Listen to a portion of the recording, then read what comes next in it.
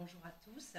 Je suis très, très heureuse d'être là avec vous ce soir et puis de pouvoir commenter ce petit livre. Alors c'est par ça que je voudrais commencer, dire que ce petit livre, il me semble très, très important parce qu'il est très pédagogique et qu'aujourd'hui on a vraiment besoin de pédagogie. Pourquoi principalement? Vous avez vu, Clémence vous a cité comme ça un certain nombre de chiffres qui nous tombent un peu dessus comme ça tous les jours. Et puis il y a des gens qui disent mais non, on n'y croit pas. Le problème, c'est qu'on ne voit pas ces choses-là. Il y a un sociologue qui s'appelle Ulrich Beck qui en a très bien parlé, qui dit qu'en fait la science, c'est notre organe de perception. C'est-à-dire on est obligé de faire une sorte d'acte de foi dans ce que nous racontent les scientifiques, qui nous décrivent ce qui est en train de se passer et qu'on ne voit pas. Et ça, c'est quand même très très compliqué parce que voilà, on est obligé de croire et tous les jours on va nous raconter des choses nouvelles. Il y a des articles très importants. Alors on nous dit que par exemple le GIEC, on doit les croire parce que c'est des milliers de scientifiques avec des procédures qui sont extrêmement précises. Mais nous, on a besoin de faire un acte de foi. Et c'est très très très important de souligner ça parce que il y a quand même une sorte de contradiction entre ce qu'on nous raconte, en plus pour le futur, ça ne va pas nous tomber dessus tout de suite, et puis les problèmes extrêmement concrets dans lesquels les gens sont englués, le chômage, la précarité, le fait qu'ils n'arrivent pas à boucler leur fin de mois, etc. Et je pense que là, on a un vrai sujet, et je trouve que vous le mettez très bien en évidence, vous expliquez ça avec des mots faciles, et aussi, ça me semble très important, vous expliquez pourquoi on ne passe pas brutalement, facilement de la connaissance à l'action. Voilà, on a tout compris, donc on va agir. Quelles sont les résistances? Et puis surtout, extrêmement important, vous proposez des solutions concrètes. Et comme je partage vraiment beaucoup des choses que vous proposez, j'y reviendrai. Voilà, ça c'était le premier point que je voulais faire parce que voilà, je conseille vraiment ce petit livre. Alors après, sur la croissance. Moi, j'ai commencé à travailler sur la croissance pas en 2008, 10 ans avant, à la fin des années 90, parce que j'avais beaucoup travaillé sur le travail, justement, et mon interrogation, c'était comment se fait-il que la seule activité valorisée, voire sacralisée dans notre société, ça soit le travail? Pourquoi est-ce que le fait de faire de la politique, s'occuper des autres, les activités familiales, amoureuses, amicales, politiques, citoyennes, sont comptés pour absolument zéro, ne sont pas valorisés? Pourquoi le travail est-il sacralisé au point qu'on n'arrive pas à le répartir sur l'ensemble de la population? Et j'ai assez vite vu le lien qu'il y avait entre cette sacralisation du travail et puis le fait que notre indicateur fétiche, c'est le produit intérieur brut. Voilà, on est vraiment structuré par notre croyance, là encore, au produit intérieur brut. Et le produit intérieur brut, finalement, qu'est-ce qu'il reconnaît comme seule activité? Le travail. Le travail, à la fois indépendant et salarié, mais pas toute une autre série d'activités. Voilà pourquoi j'ai eu envie de travailler sur la croissance et pourquoi j'ai eu envie de comprendre comment était née cette sorte d'obsession qui est la nôtre pour la croissance. Ma thèse, c'est en effet qu'on est des sociétés fondées sur la croissance. Ça veut dire qu'on est complètement structuré par cette croyance en la croissance, par la nécessité de la croissance. La nécessité qu'on a de toujours augmenter pour que ça aille bien. Et c'est marqué dans toutes les équations de nos économistes qui nous disent production égale revenu, production égale consommation plus investissement. Et puis, il y a cette espèce de communication entre ce que je fais moi et la collectivité. Si je consomme moi, c'est bon pour tout le monde. Si je produis moi, ça augmente la production générale.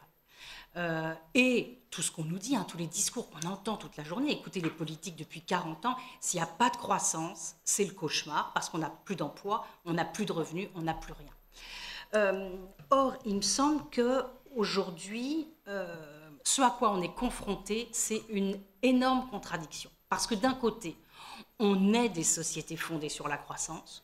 C'est vrai que nos dispositifs sociaux ont besoin de croissance, que notre modèle social, pour fonctionner, il a besoin de croissance. Et en même temps, ce qu'on est en train de découvrir, c'est que la croissance, elle n'est pas génératrice que de bienfaits. Elle est aussi génératrice de maux. Alors, génératrice de bienfaits, c'est évident, on a tous appris tout ça, les progrès médicaux, les progrès des conditions de vie, le fait que voilà, les conditions de vie depuis la révolution industrielle ont changé incroyablement, évidemment en bien.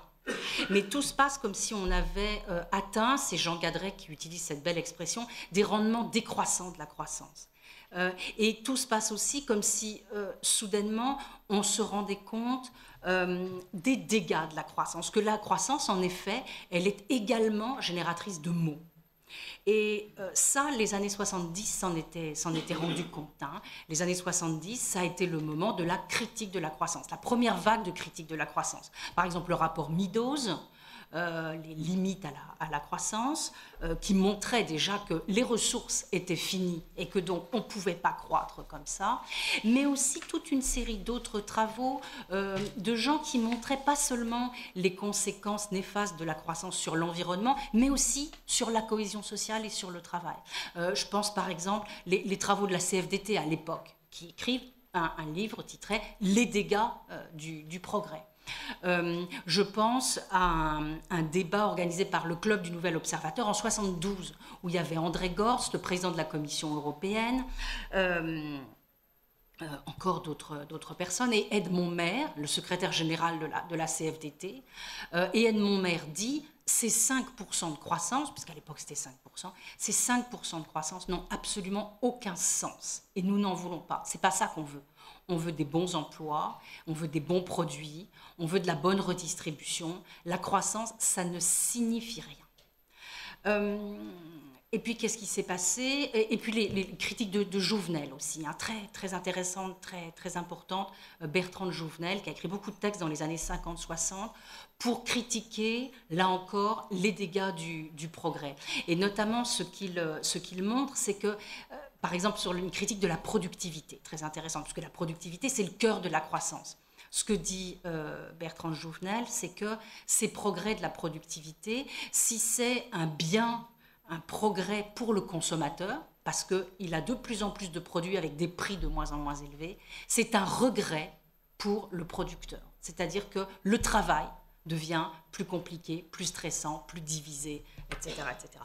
Donc, il y a eu une critique dans les années 70 de la croissance, mais dès qu'il y a eu la crise pétrolière et les difficultés économiques, ça s'est arrêté. C'est devenu tabou de critiquer la croissance. Mais aujourd'hui, ça revient. C'est-à-dire aujourd'hui, nous sommes obligés de reconnaître, une sorte de prise de conscience, que la croissance a été de pair avec un certain nombre de mots, et notamment de mots environnementaux. C'est-à-dire, si vous regardez par exemple ce dont on a parlé, la courbe des émissions de gaz à effet de serre, elle a exactement la même forme que la courbe de la croissance. Ça commence autour de 1850, et puis ça monte comme ça exponentiellement, avec évidemment un pic extrêmement important au moment des fameuses 30 glorieuses, ce que Madison appelle l'âge d'or, les 30 glorieuses, où là les taux de croissance sont absolument gigantesques, et puis ça monte très fort. Alors après, ça va redescendre. Mais il y a un lien très fort entre les taux de croissance et puis les émissions de gaz à effet de serre, les pollutions, les déchets, etc. Donc voilà ce dont on est en train de se rendre compte. Et ces dégâts, on les avait un petit peu cachés jusqu'à maintenant. On les avait un petit peu mis sous le tapis parce qu'on n'avait pas envie de les voir. Et puis aussi parce qu'on était vraiment dominé, structuré par des grandes croyances. Hein, par la croyance que produire le plus possible, c'est très bon pour la société. Ça, c'est une croyance qui nous vient du XVIIIe siècle. La croyance que la nature, c'est un vaste champ à mettre en forme pour notre usage propre. Ça, c'est une croyance qui nous vient de très loin. Par exemple, l'historien Lynn White nous dit que c'est une croyance qui nous vient de la Genèse. Alors le pape, dans son encyclique, dit que non, il se dresse contre ça, il dit c'est faux. Mais il n'empêche que cet historien nous dit que voilà, le problème, c'est que Dieu a dit à l'homme et à Ève, à Adam et à Ève, assujettissez à dominer la terre. Bref, on a eu un peu tendance à considérer la nature comme un vaste champ dont on pouvait faire un petit peu ce qu'on voulait. Et puis surtout, dernier point, on a eu tendance depuis les 30 glorieuses à assimiler joyeusement le progrès et la croissance. En gros, on a rabattu le progrès sur la croissance. Et si on a de la croissance, alors on a tout le reste. On a les progrès dans l'éducation, les progrès dans la santé, les progrès donc on fait progresser la richesse. Hein, le PIB, c'est la création de richesse. Et finalement, on a le progrès. Et donc, je prends la chose à l'inverse, Pas de croissance, pas de progrès. Et on est coincé dans ces croyances-là. Or, il faut aujourd'hui absolument qu'on s'en débarrasse, puisque ce qui est clair, c'est qu'à la fois notre indicateur, mais aussi la croissance elle-même, sont biaisés. Notre indicateur, d'une certaine façon, par construction, il ne nous dit pas ce qui va mal. C'est-à-dire que notre indicateur PIB, qui est un indicateur universel, c'est une convention qui est maintenant universalisée, et d'ailleurs les 5 grandes institutions internationales qui disent qu'il faut utiliser la comptabilité nationale pour sortir finalement cet indicateur majeur, le PIB, nous disent que c'est ça qu'il faut respecter. C'est un indicateur universel. Et pourquoi ce PIB n'est pas bon? Qu'est-ce qui est biaisé dans cet indicateur, qui a été inventé, qui est très récent, qui a été inventé autour des années 40 et qui s'est diffusé, qui a été standardisé dans les années 60 et qu'on utilise massivement depuis. Donc cet indicateur-là, par construction, il a des limites. Premièrement, il oublie des tas d'activités hyper importantes pour la reproduction de la société. C'est-à-dire pour que nous, en tant que société, on continue, on s'inscrive dans la durée. C'est-à-dire qu'il ne compte pas, ou il compte pour zéro, toutes les activités bénévoles, familiales, domestiques, amicales, politiques, bref, des choses très, très, très importantes. Et quand la commission Stiglitz, en 2008, a travaillé sur cet indicateur, elle a par exemple indiqué que si jamais on rentrait, par exemple, le travail domestique dans le PIB, qu'on le prenait en considération, ça ferait au moins 30% en plus, et que si on prenait le loisir, très important aussi quand même, ça ferait 80% en plus par rapport au PIB actuel. Bref, donc ce PIB, il ne met la focale, il ne compte que des choses assez réduites finalement. Il nous donne une image extrêmement réduite de ce qu'est la richesse de notre société. Deuxièmement, il s'intéresse très très peu aux inégalités. Inégalités dans la consommation, inégalités dans la production, c'est-à-dire gros taux de chômage ou toute petite minorité qui consomme, ça lui est assez indifférent. Et puis surtout, troisièmement, ce PIB, il s'appuie sur une comptabilité qui n'est pas patrimoniale. C'est-à-dire, il ne regarde que les valeurs ajoutées. Vous savez, le PIB, c'est la valeur ajoutée par le secteur marchand et les coûts de production du non-marchand. Voilà, et donc on fait la somme de tout ça, et on appelle ça la création de richesse. Et donc, la comptabilité n'est pas patrimoniale. Qu'est-ce que ça veut dire? Ça veut dire que vous avez de la valeur ajoutée, mais vous ne regardez pas ce qu'il advient de vos patrimoines à côté, ceux sur lesquels vous puisez pour fabriquer votre production. Donc, que devient le patrimoine naturel que vous dégradez, que vous abîmez, ou pas d'ailleurs?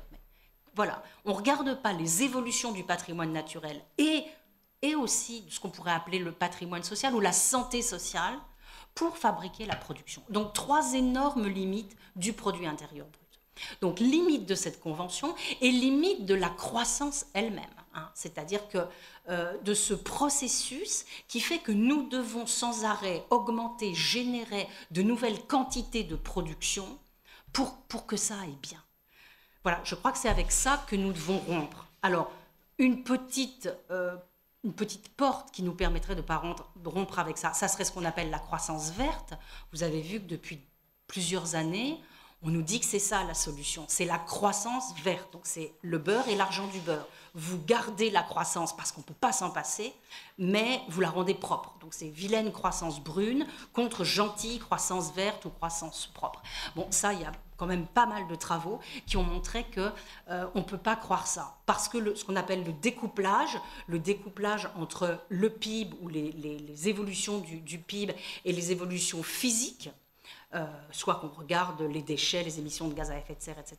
Il y a bien un peu un découplage, c'est-à-dire on arrive bien à être un peu plus efficace, mais il y a des effets rebonds, ça veut dire que plus de gens consomment plus de ces choses-là puisqu'elles sont devenues plus accessibles, et finalement, au niveau général, on n'a pas de découplage, et il y a derrière tout ça la croyance que on est des génies, nous les humains, et donc avec le progrès technologique, on s'en tirera toujours.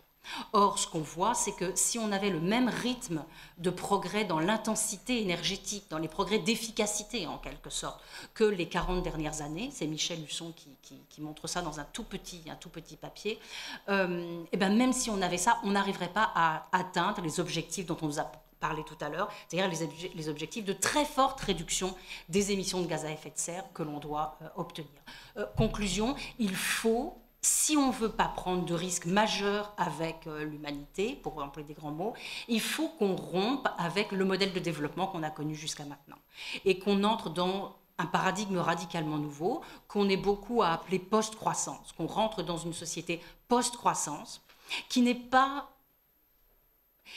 une société de décroissance, ou alors de décroissance des quantités physiques, mais moi j'aime mieux parler de post-croissance, ce qui veut dire qu'on laisse de côté le produit intérieur brut ou l'obsession du taux de croissance.